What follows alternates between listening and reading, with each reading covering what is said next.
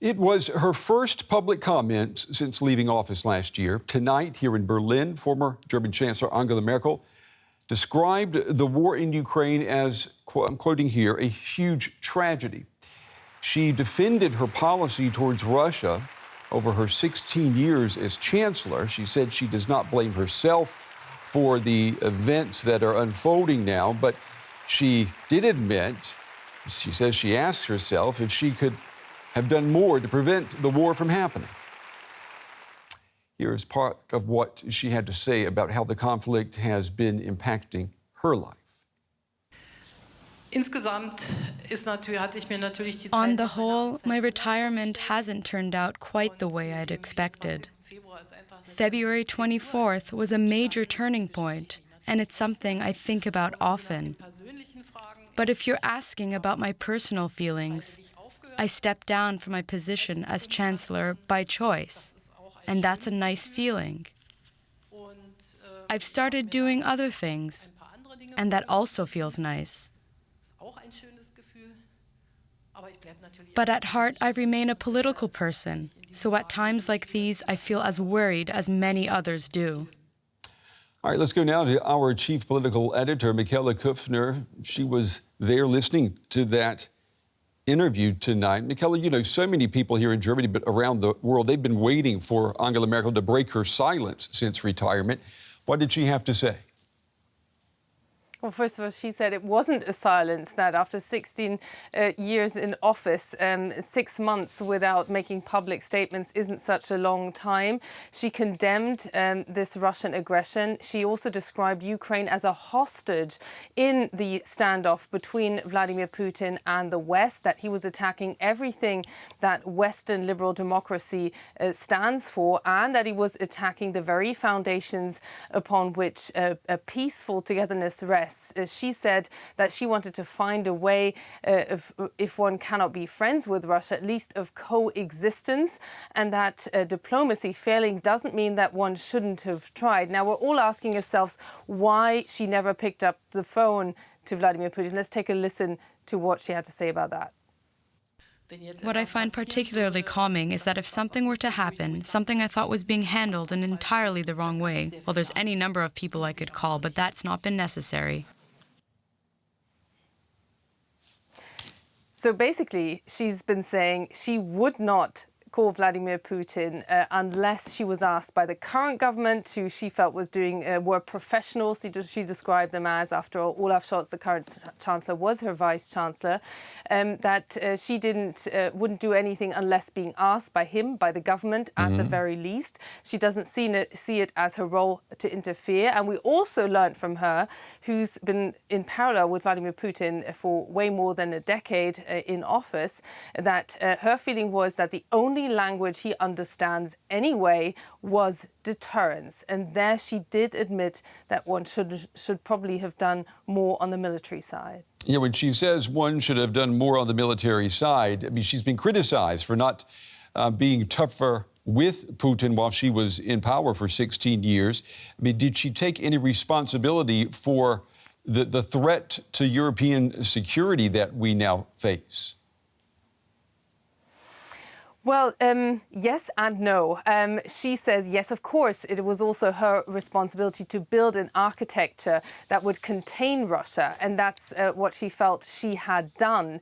Her sense was that by not allowing, and let's be very concrete here, Ukraine to join NATO earlier, not allowing that path towards NATO that former US President Bush wanted, for instance, she still feels today, and that's why she says she's resting easy on this, that she prevented something terrible from happening earlier, and that at the very least the Minsk agreement after the annexation of Crimea in 2014 had bought Ukraine time, a country which she describes as being a very different country from 7 years ago, that it is much more of a stable democracy, and that partly is also why Vladimir Putin sees it as such a threat. Let's just take a listen to what she had to say on that fundamental difference between Putin and her. It was clear that we had a big disagreement, and our positions kept growing apart. For all intents and purposes, and looking back, we haven't been able to effectively put an end to the Cold War. There's always been the issue of Russia. I don't agree with Putin, to make it perfectly clear.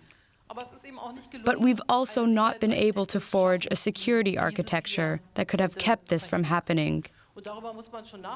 That's something to think about, and it's something historians will certainly ponder. But I want to make it clear so that there's no misunderstanding. There is no justifying the attack on Ukraine that took place on February 24th.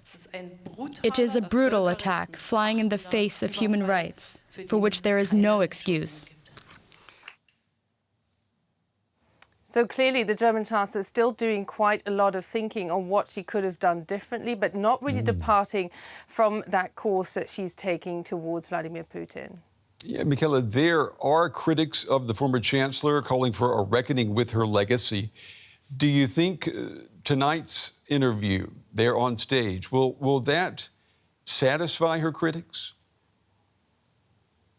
No, clearly not. We know that the Ukrainian ambassador Melnik here in Berlin contacted the interviewer beforehand, and the very question was, why didn't you allow us to join NATO? The question he has for Germany continuously is, why are you not sending more weapons? And I think that criticism won't stop, but what she did tonight is explain that she did have a strategy to find a way of coexistence, and notably the lack of European unity is something she felt was in the way of having a much more stable security architecture that could have potentially contained Russia. Yeah, and on that point, she faced that problem many, many times, that is for sure. Our chief political editor, Michaela Kuffner, tonight here in Berlin. Michaela, thank you. All right, I want to pull in the chief Europe correspondent at Politico, Matthew Karnichnik. He joins me from right here in Berlin tonight. Matthew, it's good to see you again. You've written in very clear and direct language, pointing the finger at Angela Merkel and accusing her as being one of Putin's useful idiots while she was in power. She took questions tonight for the first time here. Will her answers, will they satisfy her critics?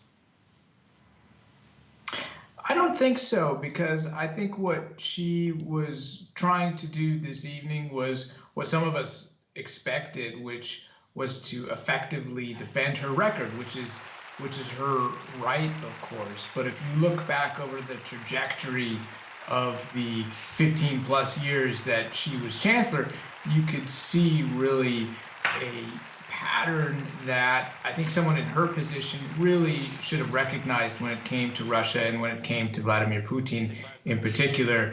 If you look at the invasion of Georgia in August of 2008, for example, followed by the annexation of Crimea in 2014, the war in Donbass also in 2014, what Russia did in Syria and so forth. And throughout all of this, Merkel's response was to really seek out Putin and to try and engage him through what she called dialogue, thinking that that would be the answer to this aggression. And I think in retrospect, that policy clearly didn't work. And as Merkel said today, ultimately it will be historians who will decide whether her policies were the right ones or not. And I think that from my point of view, that the judgment is already pretty clear. But if she were to say, I was wrong about Putin, I should have pursued a different policy, I do carry responsibility here. I mean, what difference would that make for the current government?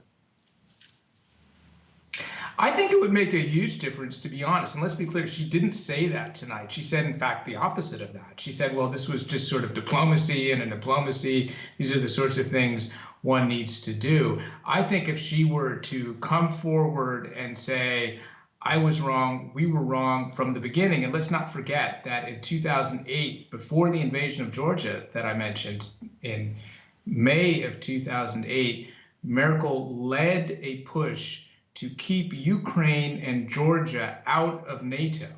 This was something that Merkel really wanted to prevent, and it was something that the United States of America at the time under George W. Bush, a president who's not really thought well of in large parts of Europe because of what happened in Iraq. But he was pushing for NATO enlargement to include Ukraine and Georgia. Merkel was very much against this and prevented it. And there are a lot of diplomats and other experts who look at that decision now and say, well, that really would have made a difference today, because if Ukraine, which was a different country at the time, obviously, but if they were under the nuclear umbrella of NATO, this wouldn't have happened. So I think if she were to have come forth today and said, look, this was a failed policy from the beginning, it would make a difference for the current government, because it's important to remember this wasn't just Merkel's policy. This was German policy, and it wasn't controversial in Germany. It was shared across the political landscape for the past 15 years.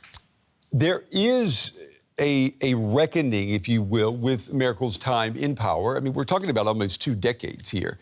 We're reporting on it, you're writing about it, but we still remain outliers, I think, when we're talking about the entirety of the media, but especially here in Germany. Will tonight's comments, her breaking her silence, if you will, do you think that will maybe open up the reckoning more so here?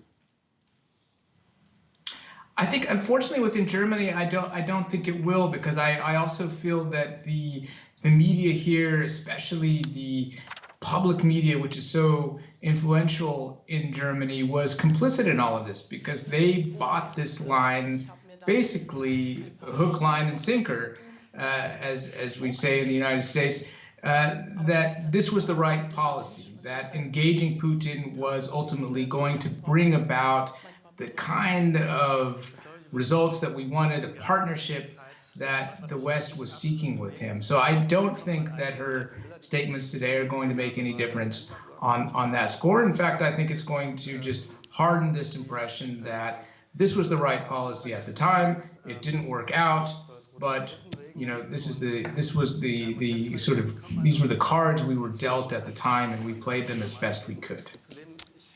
The Chief Europe Correspondent at Politico, Matthew Karnichnik, joining us tonight. Interesting insights, Matthew. We appreciate it. Thank you. Thank you.